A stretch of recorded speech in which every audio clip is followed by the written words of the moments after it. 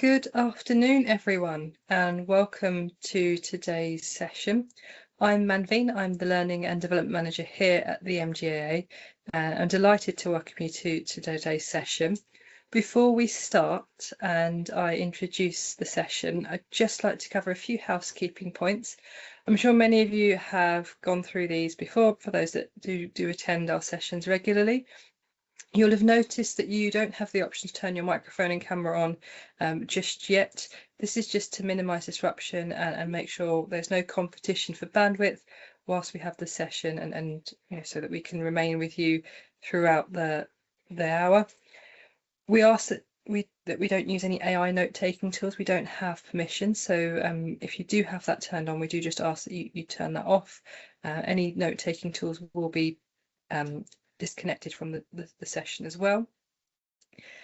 We do encourage you to ask questions during these sessions, and these are here for you to gain knowledge and share insight, but we will cover them mainly during the Q&A at the end. So there is the chat option, and you'll be given the option to unmute yourself at the time. You'll notice that you can't use your camera and mic at the moment, just so that we're not competing for bandwidth during the session, but we will turn microphone and cameras on when you need them available. And as always, these sessions are being recorded, and a link will be shared with you post-recording.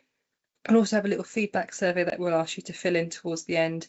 And if you find these sessions useful, we do ask that you include them as part of your CPD as well.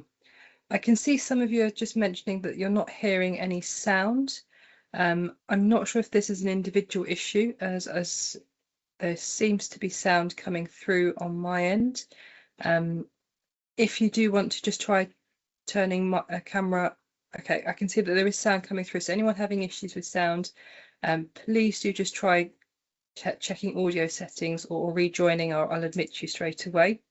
But I'm not going to delay the session anymore, because I'm delighted to introduce actually some very special guests. We've got Stan and Gary. I'll leave them to introduce themselves. Thank you very much indeed, Manveen, and good afternoon, everybody. Just before we get into the formal proceedings, I had somebody who wanted to say a quick hello, so I hope nobody minds. But this is Stan the Man. And anybody who has seen me on LinkedIn, was connected with me on LinkedIn, will know that Stan is actually my profile picture, so you can see more of him there. Very happy to connect with anybody after the event on LinkedIn, so look forward to doing that.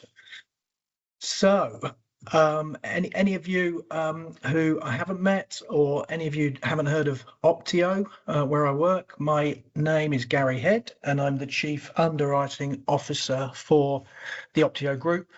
And as you can see on the screen there, we provide innovative solutions to specialty risk classes. Just one example of that, as a good example, I think, is nuclear.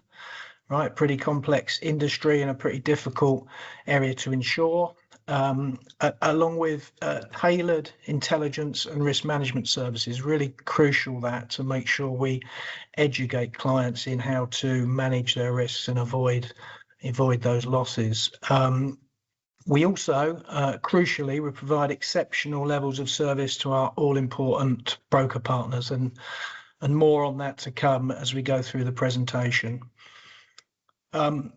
So before I go through the learning objectives for today, please can I ask a bit of participation? Can I ask you all to give yourselves a round of applause? So let's all clap hands. Thank you. It's a bit indulgent, but thank you very much. Excellent. Thanks for doing that on the screen. So first and foremost, that's a great warm-up, right? Gets everybody nice and warm, and it's also to celebrate what a fantastic, amazing, innovative and incredible world of insurance that we all work in today. I passionately believe that it is the best industry in the world, and we can take it out to the world as a world leader. You know, London is the global epicenter of insurance in the world. And it's actually built on that really rich and long history. It all kicked off by Edward Lloyd all those years ago. He opened his coffee shop, which is still in that Lloyd's precinct, in that Lloyd's vicinity. He opened it way back in 1686. So that is 340 years ago, just for the record, right? So it's a long time ago.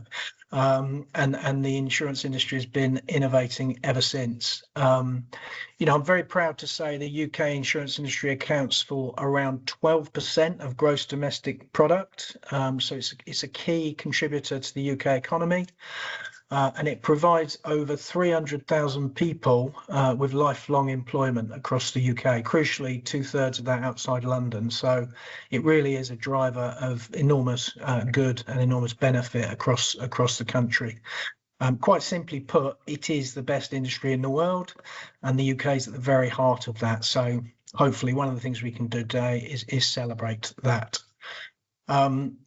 Okay, so let's move on to the serious stuff, the learning objectives. I won't read through, I will pull a couple out. I think important to understand the legal structure of a managing general agent. So we'll go through that. Look at what services and benefits MGAs bring to different market participants, and be able to quantify that over time. A little bit of look at the market, and then really the meat and drink of the presentation around how do we look at the marketplace at the moment, softening or non-softening, and if it is softening, what practical steps can we take to navigate that market successfully as an MGA community. Really important that we look to do that together. So just a little bit of background, if I may, about Optio, and I would say this, right, I'm biased, I accept that, but I think that Optio does have a number of fairly unique attributes. First of all, we're independent, so we're not owned, influenced by other trade entities, could be an insurer, a broker or something else. So we really can represent our capacity partners in a very balanced way. We also focus very clearly on specialty lines, where I'd say expert knowledge and underwriting and also risk management expertise really do make a difference. Just some examples, we've got film and cancellation covers, we've got abandonment covers right across Europe, one of the leading insurers of that in the European area. Also to ensuring, as we mentioned earlier, nuclear energy sites all over the world, pretty complex stuff, needs a lot of engineering input, but crucial again for the energy challenges that we face as a country and a planet. And last but not by no means least, if you look at the breakdown there, we do have diversification of both geography across Optio, but also products. So we've got a number of products and they operate in a number of different areas. So the risk associated with any one single area or any product is nicely managed, nicely spread. As you can see, we operate across 12 countries. We have very limited exposure to property cat loss, and so we do provide quite a good counterbalance to some insurers with existing exposures in that cat space. And I say last, but by no means least, I've highlighted just in the first and second boxes there, two of the bullet points which are very much at the heart of everything that we do at Optio. So delivering underwriting profit for our insurer partners every single year, that's the ambition. I like to say that we are building the underwriters MGA at Optio.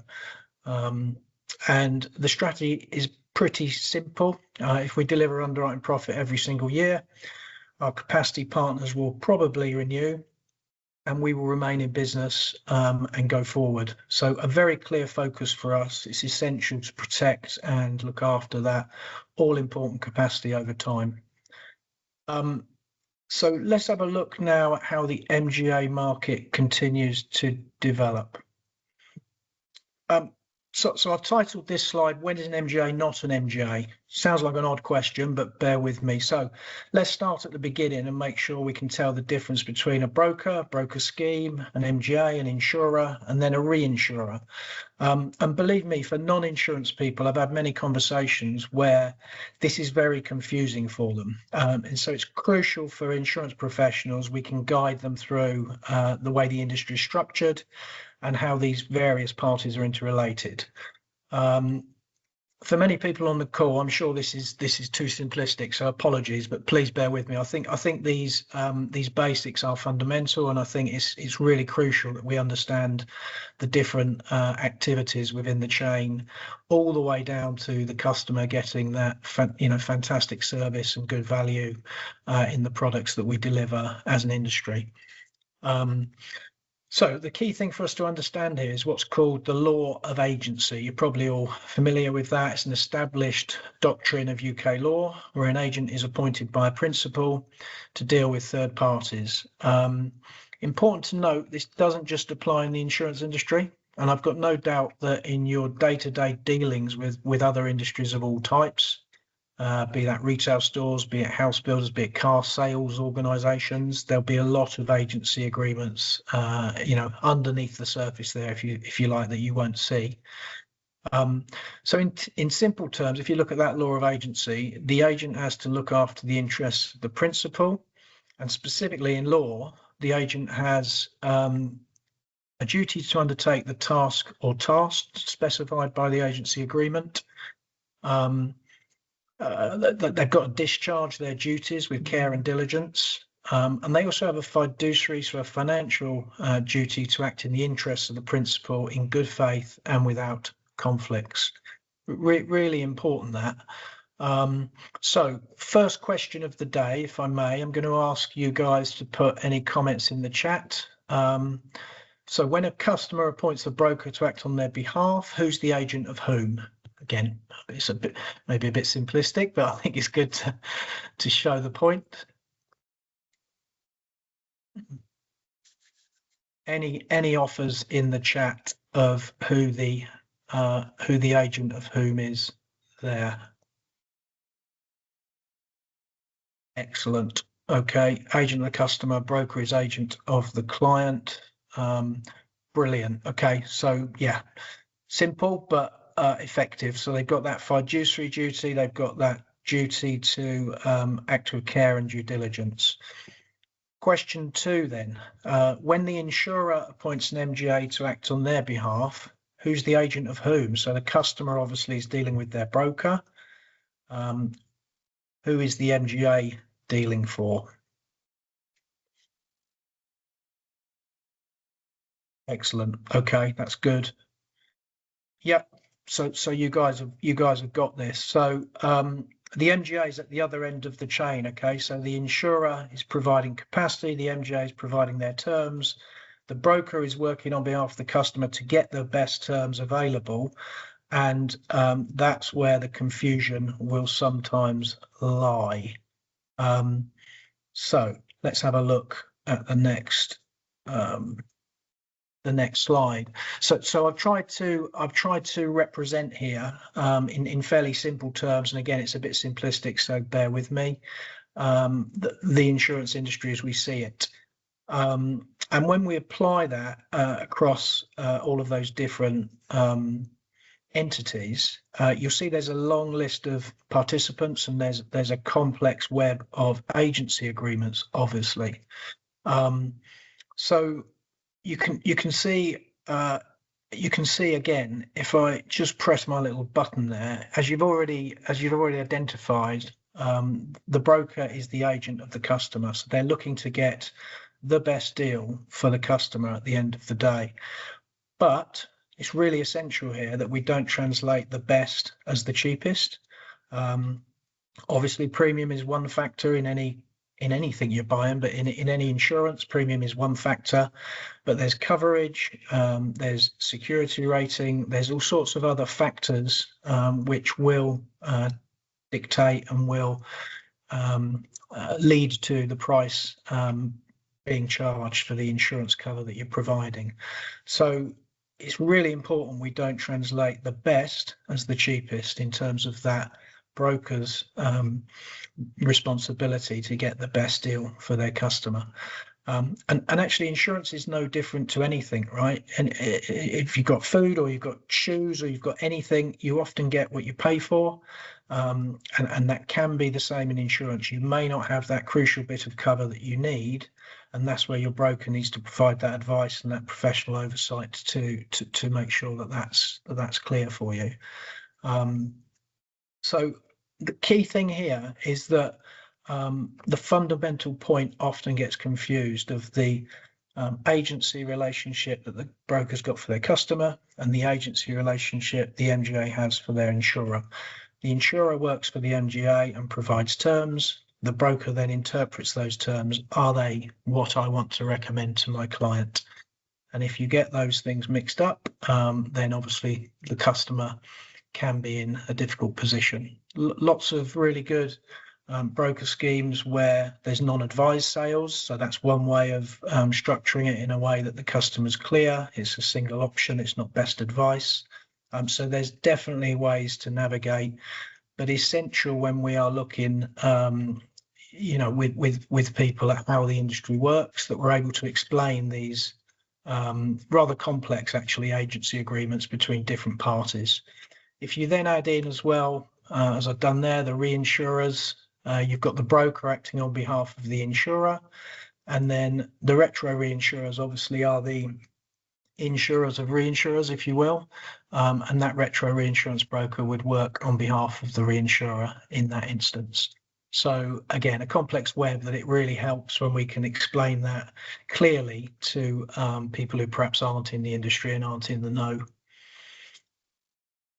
So once you clearly understand what an MGA does and who they're acting for, it's obvious to ask the question, why do people bother to use MGAs? Surely the insurers can just deal with the brokers directly, no? Well, the answer to that will always be market forces.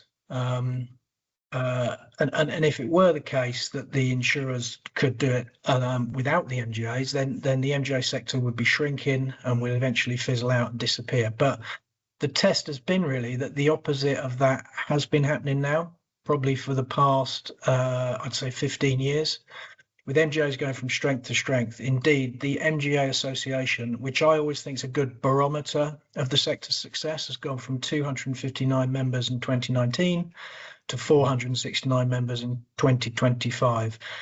That's an annual compound growth rate of 11%, which is one, impressive, and two, really consistent. So again, well done to them.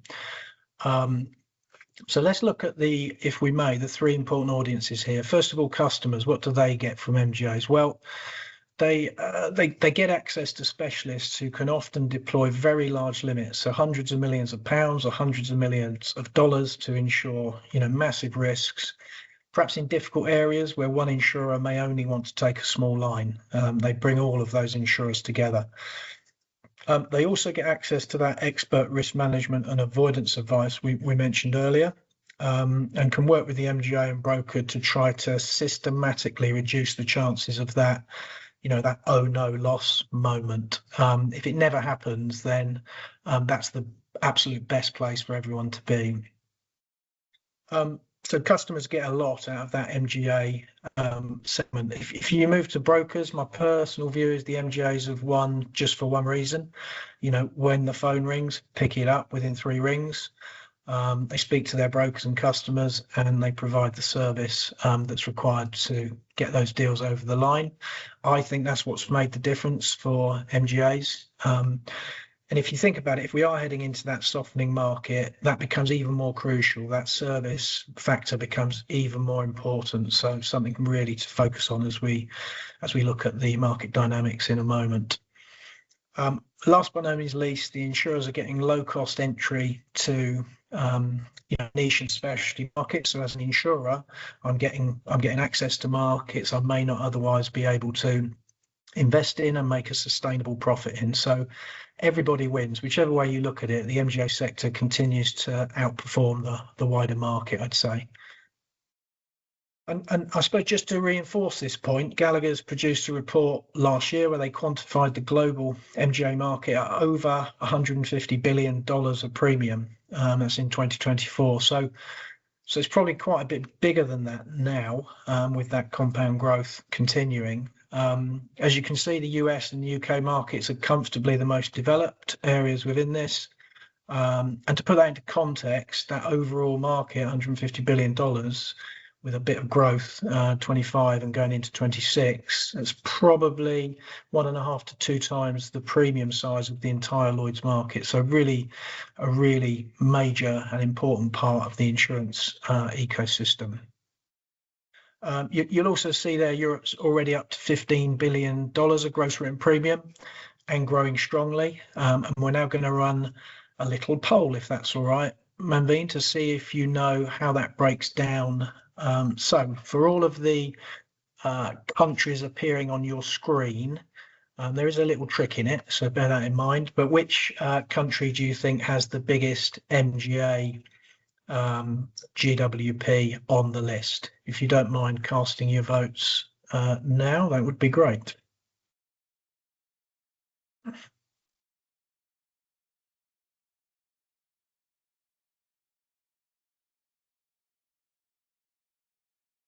Okay. So I think, Manveen, if you don't mind helping me out with the results here, I'm not seeing them on screen. Of course, they've got 74 responses so far. Currently in front with 30. Well, it's moving around a little bit, so I'll give everyone a little bit more. But currently in front is Germany with 38%. So I'll just give everyone another minute or two just to answer, and then we'll close the poll to see the final results. Right. Let's close the poll there. So hopefully everyone's had a chance to respond. If you want to respond, please do so now. But Germany has come out with 38%, Italy with 10%, 21% of the audience think Ireland. No one thought Poland, 7% thought Spain, and 17% for France. 6% for Belgium and 1% for Sweden. Interesting. Okay, well, thank you very much indeed for that. Thanks for voting, guys. Much appreciated. Yeah, I think, when you look at it and look at the economies involved there, you would pick out probably, right, Germany, France, Spain, as kind of front runners from an economic perspective, and that would be a fair assumption. The answer, so get ready to celebrate those who voted. The answer is actually Italy. And as you'll hopefully see from the next slide, this very helpful study produced by Howdens again last year shows the breakdown of MGA business across Europe. And as you can see from that, Italy is in very strong position there at 2.6 billion euros. I was a little bit naughty. I said there was a trick because I pulled Belgium out of Benelux on the list. Benelux is actually larger, as you can see, than Italy at 3.5 billion euros. So very well established, both broker market and MGA presence across Benelux, quite a sophisticated insurance market. And the same is true of Italy. That's developed very strongly, so the MGAs are now in a really good position. But it does just show, if you compare it to the amount of GWP across the UK, it does show the potential which you've got in Germany, in France, in Spain, in all of those European countries, in the Nordics, and beyond, to develop both that broker advice and the MGA marketplace over time.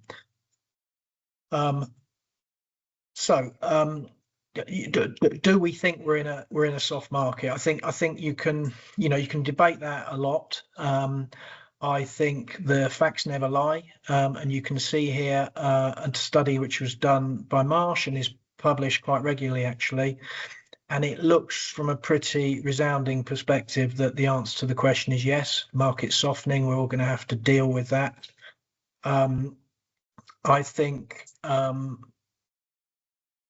the trend does look as though it is continuing, and I get the question. People ask me a lot. Well, why does rate matter? Why do we bother measuring rates? Well, it really does, because simply put, if you review your rate and you monitor your rate over time, albeit they need to be risk adjusted rates, so reflecting the sum insured, reflecting the self-insured retention and other risk factors, it does dictate the level of profit in your portfolio.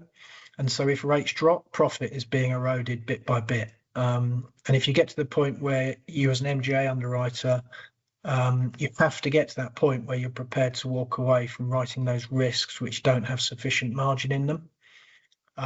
So really, if you look forward, the key test for this MGA market this time around is going to be, number one, do we know our walkaway price? And number two, are we brave enough to shrink back in the unprofitable areas when we see the prices eroding to a level that we don't think are profitable?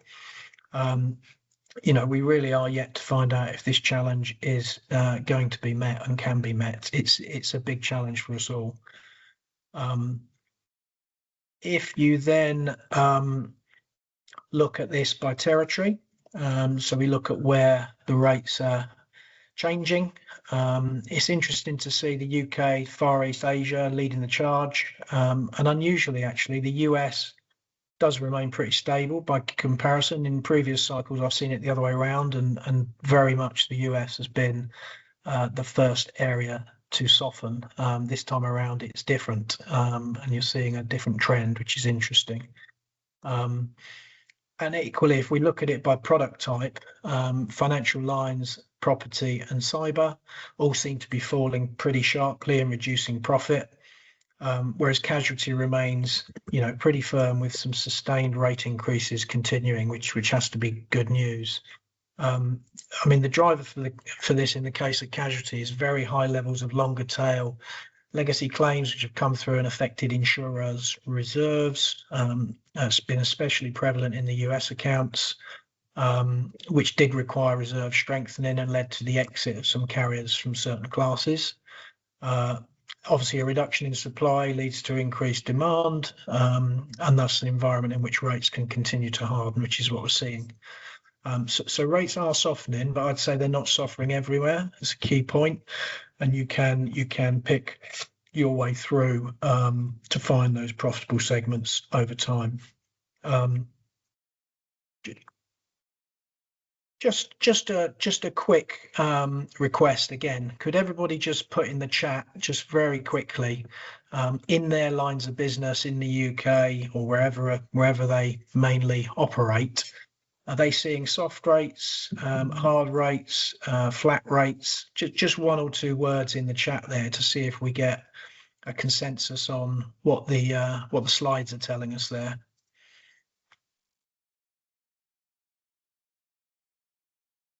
Very soft. Yeah, I should have included that as very soft. Yeah, very soft.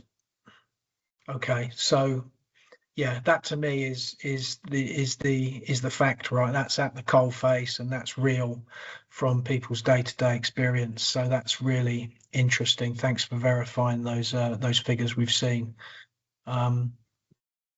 But in a way, what's the so what then? So we are seeing rates softening. We've got to monitor that over time as the MGA community.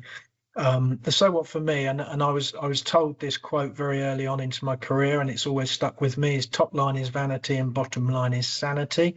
Any ideas who quoted this? Again, put that in the chat if you don't mind. Really has stuck with me through my career and served me well.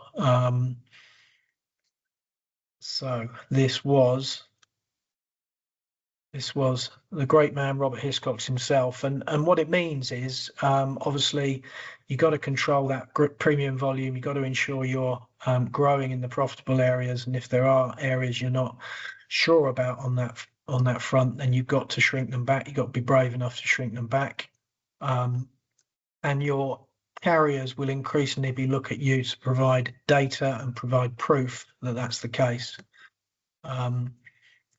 So another quote here, which I think is really timely and really excellent. So Gold Standard is a separate team with significant actuarial and data expertise. You cannot rely on the infrastructure of the leader on the slip. If cover holders are not managed well, restrictions will be imposed on the ability to delegate authority. So again, really wise words here. Anyone quickly know who said that? I'm just going to give it a couple of seconds in the chat. It's pretty well publicized recently. Okay, there we go. So it was Rachel Turk, who's the CEO of Lloyd's. Very, very good advice for us all there. And it does mean, right, that certainly in Lloyd's, and I also think in the company market, the control, oversight, and governance of delegated authorities is just going to get more and more sophisticated. And it's about getting in front of that trend, I think, to enable us to flourish in what becomes a more difficult marketplace. So if we come full circle and bring all this together, as the title suggested, right? How do we navigate a softening market and prosper in it? There is no silver bullet. So this is not a straight answer, if you will, but it's a number of ideas. It's a number of tips to hopefully help you make the right choices in the weeks and months ahead. I do passionately believe if we can go back to basics and keep our eyes firmly on the technical aspects of the book, and then also concentrate our efforts on being close to our producing brokers and delivering that exceptional service, that's what will bear dividends over time. So what it means in practice, make sure you pay very close attention to your wordings and your coverage. You don't want to be giving coverage away without charging for it. Don't be afraid to reduce your book of business and perhaps look for other ways to drive revenue, maybe risk management fees, maybe underwriting service fees. There are other ways to drive revenue. You've already got a certain number of customers, so have a think about how do I cross-sell or upsell into those existing customers. Much easier to get a second product sale than it is to find a new customer often. Cyber is very topical at the moment. Many customers are open-minded to understanding more about the risks they face in that cyberspace. Probably much easier than finding a brand new customer, or also sell them a higher limit. That's always an option, if it's appropriate, of course. But they may well already be buying a high limit elsewhere, which you can offer. And I think crucially, all MGAs going forward need to have sophisticated pricing and rate tracking. Again, I don't want to overemphasize the point, but if that's not in place, then it could start to get difficult. You've got to know that walkaway price, and you've got to be prepared to shrink back that account if the profitability is not there. And I think for all of these, all of these points, a very regular and open dialogue with your capacity partners is critical. I think insurers are going to be questioned and are going to be put under pressure around controlling their DA portfolios, quite rightly, and working with their MGA partners to navigate that market. The more detailed the ammunition we can give them to answer those questions in advance, really, the better. I would always suggest getting or trying to get in front of that trend at the end of the day. And then, although those underwriting considerations are pretty vital, I think, to survival, it's not just those. It's not just the underwriting side which can help to navigate a softening market. I think the other areas you can look at are numerous. I've got a few on here which I'm suggesting, and if you are able to navigate that soft market and you come out of the other side of it, intact with profitable results and having protected the capital of your carrier, that experience and that delivery of that result in a really tough market is very hard earned and very well respected. We've got a number of binders that have been in place for decades, and it's because the capacity partners know that in the tough times there's not going to be money lost. There's going to be control of the exposures and control of the book of business. So I think if you can get through these difficult times with some of these levers, the respect you get coming out the other side of that is hugely valuable. So I definitely stress that very much so. And so just a few more ideas in terms of practical steps. Obviously, the front end premium, the GWP, if you will, is crucial factor as the market softens. Inevitably, you're going to be getting a little bit less premium, probably for the same exposure, or exposure may be growing with indexation and other factors. And so you all have to understand that premium to exposure ratio. But there are other ways to look at that. So is there ways you can improve or reduce your claim spend, as an example? So compensating for that reduction in the front end, it might be that you could review your claims handling fee structure. When was the last time that was reviewed? Are there duplicate steps in that claims handling process? Can you make the process more efficient? Smaller claims, I think, often can be over-engineered. So is there a way you can settle smaller claims quicker? Often really good for the customer, which is fantastic for the industry, and really good for all of us as MGAs, as it saves money. And then I think the second point for me is to, have that moment where you are prepared to shrink back in areas where you just can't see the rate that's going to drive the required profit. It simply can't be premium growth at all costs. Otherwise, the MGA market is going to end up losing money for carriers. They lose capacity support and ultimately shut down. It's got to be avoided at all costs. We're very proud of the MGA community and marketplace that we've built, and we want to make sure that we navigate through these difficult times together successfully. Obviously, the other thing you look at on the tightening your belt point is costs. Everybody has to look at costs and be realistic about how things are in a softening market. So that's another thing to have a forensic look at.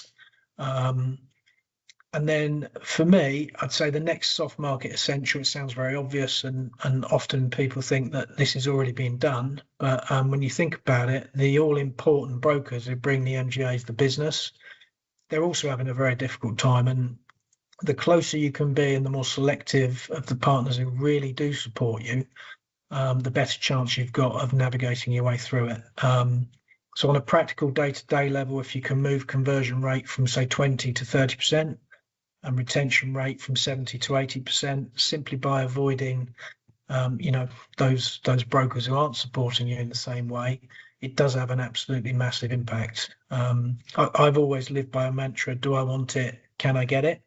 And the do I want it is being the kind of technical consideration of the risk. Is the quality there? Is the rate adequate? Have I assessed the peril exposures and so on? But just as important of this is, can I get it? So is the broker really in control of the account? Do I know I'm up against? Who makes the final decision? What's the timescale? So really understanding that that sales process, if you will. I think refocusing your approach as you head into a softening market really can make all the difference. And if I had to pick probably one thing to implement from this slide, I would say that do I want it, can I get it is a great thing to implement into your day-to-day dealings with your brokers. I've got a couple of other things in there, but I'm going to just speed through them. I'm conscious of time. A good one for me to question is, are you ready if things change? I mean, in the past, I've seen, as you can tell from my hair, I've seen a few market cycles, and I've seen a few hard markets as well as soft markets, and being ready to take advantage of that hard market is just as important as navigating the soft. So if you've kept your powder dry, are your insurer partners aligned? Have you got the resources? Are you clear which brokers will get you there when the moment arrives? So that again is really crucial to have a think about in advance, I would say. So if you just look back at some of the key learning points, I really hope I've hit a few of these. I hope I've given you a good overview of the success that the MGA market's had, not just here in the UK, but globally. I think there's huge opportunity still in all of the territories we've looked at. and I think I've hopefully covered a fair number of those bullet points. So at all costs, I suppose the thing that we absolutely need to avoid, and I'm kind of passionate in trying to do so, is this, which we have seen before. And hopefully that means if we can all work together and do that, we can enjoy more of this. So only remains for me to say a huge thank you to each and every one of you for joining me today, and to once again ask you to give yourselves a big clap for one, lasting through my presentation. That's not easy. And two, for working in the best industry in the world. Yeah, thank you very much. That's everything now from me, and I'm going to hand back to Manveen. Fantastic. Thank you so much for that, Gary. We're going to open the floor to questions. I think someone's already eager to ask. I'm just going to go and see if I can find out who raised their hand. No, I think someone was trying to clap, but you've got the option now, everyone, of the chat function, or if you'd like to raise your hand, you can ask a question by unmuting yourselves. We've enabled everyone's microphones now. Any questions for Gary? Or Stan. Oh, yes, or Stan. Gary, it's Karen Hogg. Hello, Karen. Okay, hi. That was really interesting, and especially the last couple of slides. It's just a really good checklist to go back to and say, are we doing all the things that we can do and have control of? One of the things I was interested in from your experience is, in a softening market, like what would your tips be for how you manage a capacity provider and what help they might be able to offer?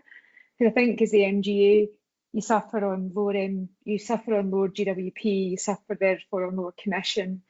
You know, you sometimes have been held to a different standard than what the capacity provider might be holding themselves to. And I just wondered if you had some experience from that perspective. Yeah, thank you very much for that, Karen. I think it's a great question. I think my answer would be, you know, you always need to be close to your insurer partners, because they need to, I consider us as part of them. You know, we're a branch or a department of them. Yeah. And so they should know everything that's going on. I think as the market softens, you know, there's going to be increased pressure. You saw it from the, you know, very, very timely quote that Rachel Turk put out there. There is going to be increased scrutiny from, you know, their boards, from their underwriting management teams, and from you know, investors, really, to understand the detail, to really be able to report accurately on the value in the portfolio, and to you know, to not have any delay really in knowing exactly what they have exposed at any moment in time and how that's being managed to best advantage on their part. I think I go back to that point I made about, if you can navigate successfully through with your capacity partners, you know, coming out the other side of that, there's a huge amount of respect and understanding, really, that, you know, you're both trying to do the same thing. You're both trying to deliver bottom line profit.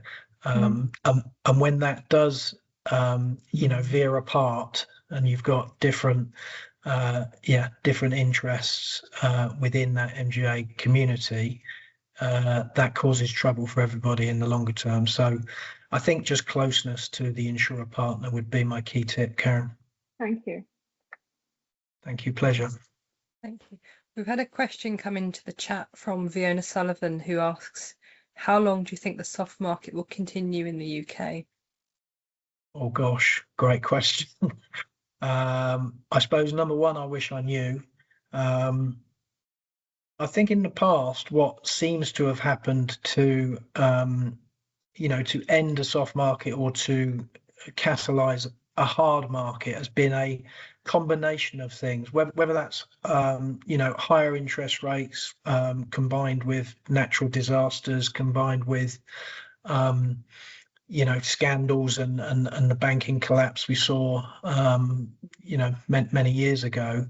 That there seems to be a confluence of issues which suddenly make investors extremely nervous and some of the sources of capital that you'll see, driving some of these soft market conditions, suddenly, become much more cautious, and as a result of that, there's less capital flowing into the market and less options essentially for brokers and customers to choose. So in my experience, it's not been a single thing, it's been a combination of factors. And if you look at the geopolitical instability we're facing at the moment, I'd say we're in one of the probably most worrying times from that kind of perspective that I can recall, certainly. So I don't think it would necessarily take a lot. I think, a bad catastrophe season, last year, frankly, was not in the higher ends of the catastrophe losses suffered by both the reinsurance and insurance markets. So that would have an effect. And again, I think any other, major events, major loss events would also have an impact. But it's going to take, I think, more than just a single thing to get us back onto a stable market. And the preference always, I think, is for the market to be stable and, profitable, delivering fair policies and good outcomes for the customers. As opposed to veering, between hard and soft over time. So the more we can all work to moderate that, the better. Fantastic, thank you. Fiona, let us know if you've got any follow-up or if anyone's got any further questions. I can see we've had a couple come through. So next one for you, Gary, is from Dylan Nathan. Hopefully that's the right way around. I know sometimes Teams does swap the first name and surname. But hi, Gary, thank you for the presentation. The points on navigating the soft market are very helpful. It would be interesting, though, to get your opinion on which of these are best practice, i.e. should be done all throughout the cycle, and which should really be doubled down on during the soft market. So your thoughts on that, please. Thank you for that, Dylan. Much appreciate the question. Yeah, I think on the soft, as we go into the softening cycle, we do need to double down a little bit, and that implies we're not in the non-soft cycle, which I get the point. I do think proximity to your brokers and understanding your brokers is absolutely critical, because they will quite rightly place the business where they get the most support and the best service. So I do think that one is essential. And that goes back to the do I want it, can I get it? The can I get it analysis is often left until last. And they're both important, right? The do I want it is as important as the can I get it. But knowing that you are dealing with a broker and a customer chain that is likely to get an opportunity to write the business is a great starting point, in a way, before you start to look at some of the technical aspects of the risk. But I think all of the tips I've put on the slide, and they're not exhaustive, I'm sure there'll be other ideas that people have got as to how you can really pare down your costs, increase your GWP in the right areas, and shut down those loss-making areas to demonstrate to your capacity that you're in control of that profit. They all need to be done is the simple answer. That's it, thank you. I've got a couple more for you, so whilst we see if anyone's got any follow-up on that, I'll move on to the next one from Charles, who thanks you for your great insights, Gary, but also wants to know, on your point of also being prepared to hit the hard market, how might that look in actions the MGA can take now? There might be some overlap, obviously, on points you've mentioned. Yeah, no, it's a great question, and it's often an afterthought, right? So we are quite rightly, battling with ensuring that we're delivering profit through that softening phase, and that's absolutely right. We have to do that, but it is worth just asking that question. Let's say the hard market is 12 months away, 18 months away, 24 months away. What does that mean in terms of planning, both from a business perspective and a commercial perspective, to be as ready as we can be to step into that, those improving conditions where we see the rates moving in the right direction. And that can, manifest itself in all sorts of ways. That looks at people, it looks at processes, it looks at capacity. I think, again, that closeness with your insurer partners and being able to have that strategic conversation about their positioning and their view of the marketplace over that kind of time period is really critical. And those strategic conversations between MGAs and carriers, mutually beneficial on both sides, is absolutely, where I would say we need to go as an MGA community. Thank you for that one. I'm going to move on to the next one whilst I see if Charles got any follow-up for you. Another one from Fiona, who asks why, when insurers know the market is soft, they still want their MGA DA schemes to achieve rate increases. MGAs run the risk of losing business. They're up against more competitive premiums from the market, balancing out to keep brokers, insurers happy. So it'd be good to get your thoughts on that, Gary. Lovely. Thank you, Fiona. It's a difficult one, isn't it? I think it goes back to the MGA being, one, confident, and two, able to play back to the insurer why the rates don't need to go up. The MGA often will have designed the product for their specialty area. They will have come up with a rating mechanism which they understand and they have developed over time. They've got the data to prove. And I think bringing the insurer along on that journey, should give them confidence that you're in control of that profitability and what rates you need to charge to deliver the return on equity that they're after. I think if you're applying an insurer's rating model, it's tougher, right? Because it's their rating model. Their actuaries may have trended out some claims that they've got, perhaps not from your account, but that's going to affect everybody who writes that class of business within that insurance company. So even though your book and your portfolio might be unique and might be different, and there may be reasons why it doesn't need that increase, if it's being trended in with a bigger bucket of business that's an actuarial area, then you are going to suffer from those rate increases, unfortunately. So again, I think that does come back down to the conversations that you're having with your insurer partners. How clear are you on the rationale for them wanting rate increase, the reason behind the rate increase?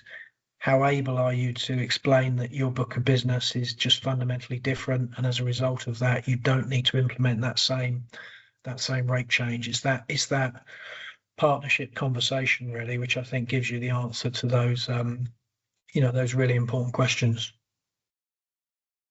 Thank you. A couple more. I see we've got 3 more left. Just should have enough time to cover them. Next one's from Victoria, who again thanks you, Gary, for the session, but wants to know what keeps you most optimistic about the MGA market and its future. Well, that's easy, right? It's the people. We're not just at Optio, but I know across the MGA community, we have incredibly hardworking and talented individuals. And I do love, meeting them and interacting with them all the time. I think that positivity and that buzz, especially in and around the Lloyd's market, I find it incredible. And I do think it's something we are and should be all very proud of, and export it wherever we can around the world. I am off to Dubai shortly, so I'll be singing the praises. So yeah, I think it's the people, Victoria. Thank you, and long may it continue. I think we're all very lucky, as I said, to work in such a fantastic industry where the UK does lead the world, and it's an honour really to be able to do that. To be honest. Excellent, thank you. And second to last question from George. It says, brilliant insight as always. Wants to know, what European region do you see in the European MGA market space rivaling Italy and Benelux in terms of GWP over the next 5 to 10 years, and why that might be? Good question, George. Thank you. I think probably the short answer is most, if not all of them, right? So Germany's got a massive economy. France is the same. If I look at France, there has been a lot of tied agency distribution across France historically. So, that is starting to evolve and starting to move towards more brokered business, especially in the commercial side of things. So, I think right across that European continent, there are, there's opportunities for brokers to be able to demonstrate their expertise and to bring, what is very, very much needed advice to customers, both commercial and personal, and to deliver products that are just more innovative and more comprehensive, I'd say, than perhaps they're able to get at the moment through that agency network. And a lot of MGAs do a fantastic job at bringing together multiple product lines. And again, I think in Europe, that's a massive opportunity, which we're certainly working with through some of our European colleagues out there. Fantastic, thank you. And the final question in the chat for you, Gary. Again, thanks for the insight. Very interesting from Luca, who asked, do you see cross-selling adding value? Do you see cross-selling added value services beyond the standard insurance offering a way to mitigate the impact of the softening cycle? Yes, 100%. So I think, I think number one, customers benefit from and also really value risk management advice and loss prevention advice, loss mitigation advice. Again, if you think in that cyber scenario, being able to go on and understand what threats your system and your machine face is really valuable, and something which they're not going to get elsewhere. So I think bringing those risk management services and bringing those additional services beyond, if you will, just insurance, is an absolutely vital part of how the MGA segment can differentiate itself and can design and develop products which are, beyond the standard almost. And there are a number of examples of that across, the marketplace, and indeed our nuclear solutions have those built-in, risk management capabilities, which frankly the businesses could not live without now. So absolutely, I think laterally, it's not just about price and the insurance cover. It's also about the whole package of what the customer gets at the end of the day, and delivering that full service of both risk prevention but also insurance protection.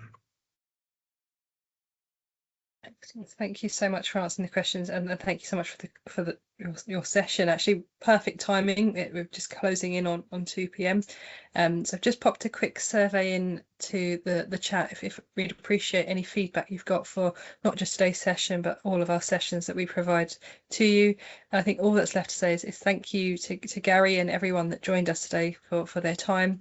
I hope you found the session useful. I know I certainly did. So thank you all. Enjoy the rest of your day. Thank you so much, everybody. Thank you. Cheerio. Thanks a lot.